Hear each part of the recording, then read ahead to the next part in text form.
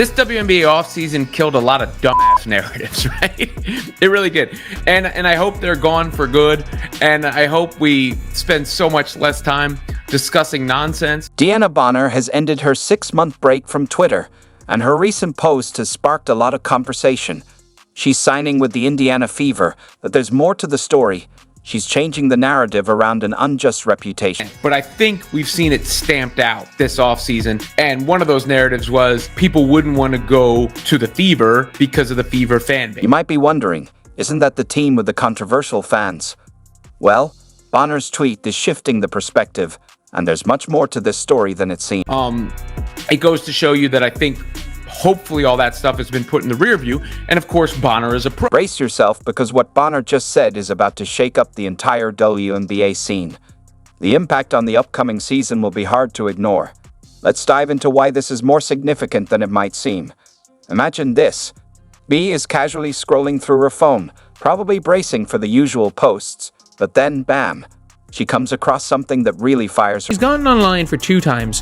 One is to call out the crazy people attacking her right now because she joined the Fever. Bonner faced a wave of criticism for joining the Indiana Fever, but instead of just responding, she came back with a tweet that hit like a game-winning shot in the final seconds of a championship game.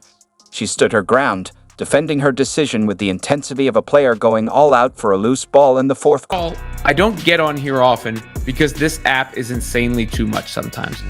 I just want to say thank you. Thank you for all the love I've received so far. Deaf, not unnoticed. The love is real. Bonner's tweet wasn't just about her. It was for the Fever fans too. All the talk about no one wanting to play for Indiana.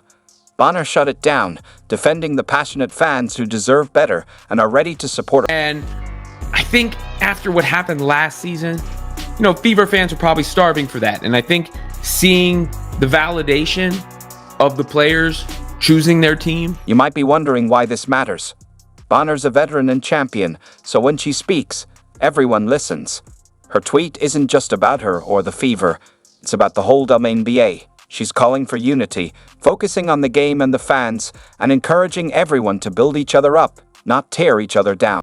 And it's funny because if you're seeing like Dewanna Bonner, if you're seeing like Natasha Howard, on social media, Natasha Howard's posts are getting 100 times more likes, and Dewanna Bonner's being reacted more positively probably than she ever has been in her career right now. You know what?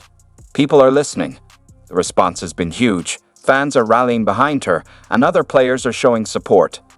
Suddenly, the conversation about the Fever and their fans has completely shifted. No argument that the Fever are a great basketball destination. That Caitlin Clark is a great basketball. It's like Bonner hit the reset button. Her tweet isn't just changing minds, it's changing the game. One tweet, and suddenly, the WNBA world is buzzing with new energy. You've probably heard about the Fever fan controversy, but here's the full story. It started when a friend of Alyssa Thomas and Dewanna Bonner claimed the Fever's fan base was so toxic that players were avoiding the team. My 11-year career, I've never experienced the racial comments from the Indiana Fever fan base. We had her face on a serious matter that happened in this world, and it's unacceptable, honestly. And there's no place for it, and we've been professional throughout the whole entire thing, but I've never been called the things that I've been called on social media. Here's where it gets really interesting. Despite what Thomas said, guess who's actually joining the team? That's right. Big names like Dewanna Bonner and Natasha Howard are signing with Indiana. It's almost like they didn't even hear about this so-called toxic fan base. How crazy is that? All the crazy people on social media calling her every name under the sun because she chose to play in Indiana. These are the same people that are like, oh, she'll never play in Indiana for obvious reasons, and she went and defended the Indiana fans and was like talking about she was basically like talking positively about the fans that were interacting with her positively, and was responding to one of the crazy posts about her being like, I'm getting screenshots of things you were saying about me, can you just stop? Numbers tell a different story. The Fever's fan engagement is through the roof, packed arenas, and buzzing social media. It's like their fan base is a hidden gem everyone's discovering now. And with Caitlin Clark on board, even more fans are coming in.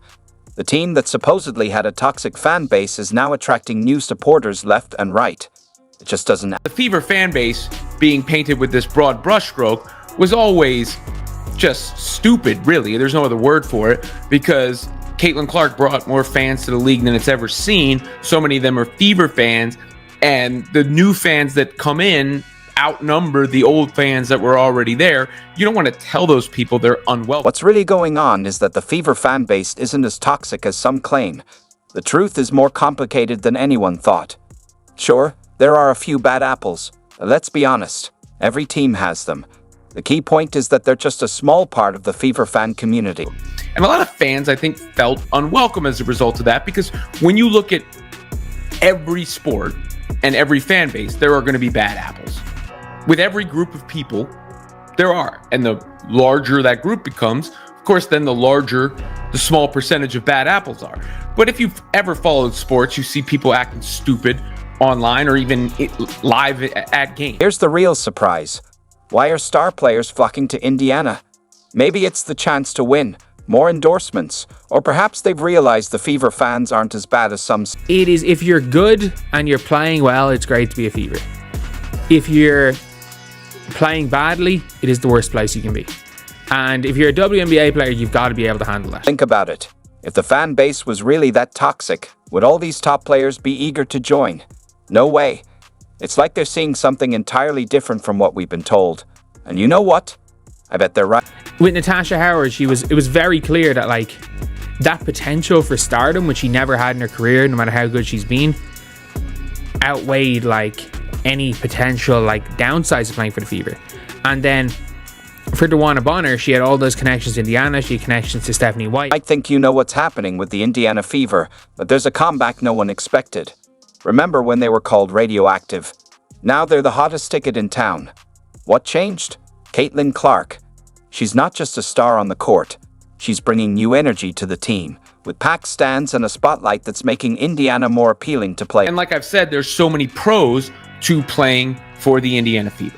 The pros being that you get more attention, you get more endorsements, you get a chance to win, you get fans on the road or away, or at home. You know, all these things come to you when you're playing for the Fever. Here's where it gets really interesting. It's not just about Clark. We're seeing all stars and fan favorites like Bonner and Sydney Coulson lining up to join the Fever. These are big names, and they're after something bigger than just basketball. No argument that the Fever are a great basketball destination, that Caitlin Clark is a great basketball player, that they have a great fan base. I guess that's ultimately what you're going to see, right? Because so many of those Fever fans, I've seen them, they're the ones watching Unrivaled. They're the ones watching women's college basketball.